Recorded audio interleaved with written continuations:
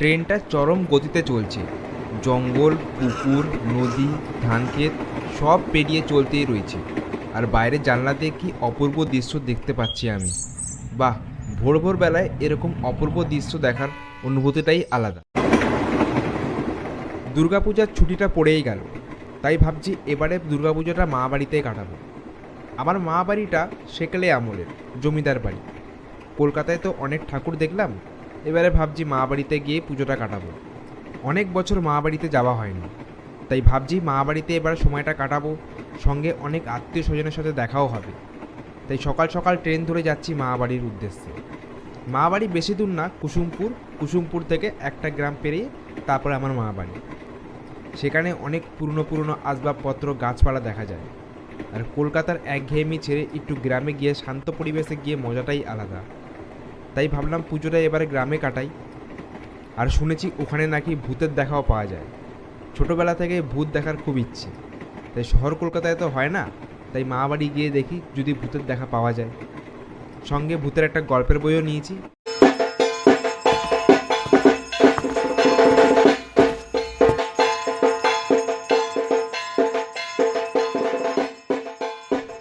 মা বাড়িতে বেশ মজাই আছে। এখানের পুজোটা বেশ ভালো লাগছে। কলকাতার মতো অত থিম নিয়ে মারাপিট নেই, ছিমছাম পুজো, কিন্তু বেশ আনন্দ। আর সবাই মিলেমিশে খুব আনন্দের দিনটা কাটছে। দেখতে দেখতে অষ্টমী চলে আসলো। অনেকটা রাত হয়ে গেছে, একা একা বসে আছি। অনেকে যে যার মতো বাড়ি চলে গেল।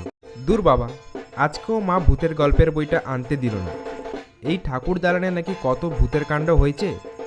ইস, যদি একটা ভূতের দেখা পেতাম। এ কী হলো? মনে হলো না দুর্গা ঠাকুরের চোখটা একটু নড়ে উঠল। আমারই ভুল মনে হয়। ওটা কি? ওটা তো সেই ঘরটা। সবাই বলে নাকি ভেতরে নাকি আমার দাদুর আত্মা বন্দি আছে। উনি নাকি দুর্গাপুজোর দিনই মারা গেছেন। আর ওনার নাকি একটা ইচ্ছে পূরণ হয়নি। আজকেই কেন জানি না খুব কৌতূহল হচ্ছে। যাই, গিয়ে খুলে একবার দেখে আসি, যদি কোনো একটা অভিজ্ঞতা হয়ে যায়। আমি আস্তে আস্তে একটু ভয়ে ভয়ে দরজার দিকে গেলাম। দরজার সামনে হাত দিতেই ওমা, দরজাটা তো তালা বন্ধ ছিল। একা একাই খুলে গেল। ঘরের ভেতরেই ঢুকতে একটা দমকা হাওয়া আমার গা ঘেঁষে চলে গেল। আর সঙ্গে কেমন একটা ভাবসা গন্ধ দিয়ে গেল। ঘরটা অনেক দিন খোলা হয় না, তার জন্যই এই ভাবসা গন্ধ। চারিদিকে তাকিয়ে দেখলাম ঘরটা পুরো অতি জীর্ণ অবস্থায় পড়ে রয়েছে। চারিদিকে মাকড়সার জাল, এদিক ওদিক অবস্থা খুবই খারাপ। চারদিকে ঘুরতে ঘুরতে হঠাৎ দেখলাম একটা সিন্দুক। সিন্দুকের ভেতরে কি আছে দেখার খুব কৌতূহল হলো। যাই, সিন্দুকটা একবার খুলে দেখি। সিন্দুকটা অনেক কষ্ট করে খুললাম। খোলার পরে অবাক হয়ে গেলাম। পুরো বড় সিন্দুকটার মধ্যে শুধু একটা কাগজ ছাড়া আর কিছুই চোখে পড়ল না।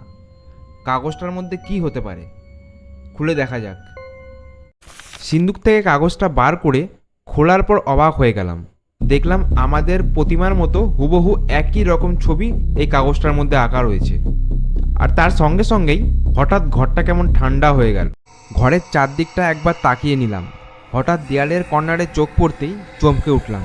একটা কালো ছায়া আস্তে আস্তে আমার দিকে এগিয়ে আসছে। কাছে আসতেই চোখ গেল তার চোখের দিকে। চোখগুলো গর্তে ঢুকে গেছে। সারা শরীরটা পুরো একদম ছাই কালারের। আর দেখে আমার সারা শরীর ঠান্ডা হয়ে গেল। আমি কাঁপা কাঁপা গলায় বললাম, আপনাকে দেখে তো আমার খুব ভয় করছে দাদু। দাদু বলল, আমার পুজো দাদু ভাই, এটা আমার পুজো। আমার ইচ্ছে পূরণ হয়নি। আমার এই প্রতিমাটা যদি দিত, তাহলে আমার ইচ্ছে পূরণটা হতো। আমি তাড়াতাড়ি হাত থেকে ছবিটা দাদুকে দেখালাম। হ্যাঁ দাদু ভাই, এই ছবিটা, এটাই আমার ইচ্ছে ছিল পুজো করা, কিন্তু করে উঠতে পারিনি। আমি দাদুকে বললাম, দাদু তুমি কিচ্ছু চিন্তা করো না, এই পুজোটা আমি করব। তোমাকে কথা দিলাম, আর তোমার আত্মার শান্তি অবশ্যই আমি করে দেবো। এটা বলার পরেই দাদু বলে উঠল, তোর কথা শুনে আমার খুব খুশি হচ্ছে দাদু ভাই। তুই যেন কথাটা রাখিস। এবার আমি চললাম, ভালো থাকিস বাবা। দাদু কোথায় যেন অন্ধকারে মিলিয়ে গেল। অর্ক হাতে করে ছবিটা নিয়ে আস্তে আস্তে ঘর থেকে বেরিয়ে গেল। বেরানোর পর ঠাকুর দালানে আসতেই দেখলো চারদিকে অন্ধকার আর নিস্তব্ধ। হঠাৎ তার খেয়াল পড়ল প্রতিমার পায়ের দিকে। সে আস্তে আস্তে প্রতিমার পায়ের দিকে এগিয়ে গেল আর হাতের ছবিটা প্রতিমার পায়ের কাছে স্থাপন করে দিল। সঙ্গে সঙ্গে চারিদিকে আলোয় আলোকিত হয়ে গেল, আর সঙ্গে ঢাকঢোলের শব্দ আর চারিদিকে মিষ্টি ধূপের সুগন্ধ ছড়িয়ে গেল। অর্ক মুচকি হাসলো আর মনে মনে ভাবলো দাদুর আত্মার শান্তি পেয়ে গেল। যাক, অনেক রাত হয়ে গেছে, এবার ঘরে গিয়ে সে শুয়ে পড়ল।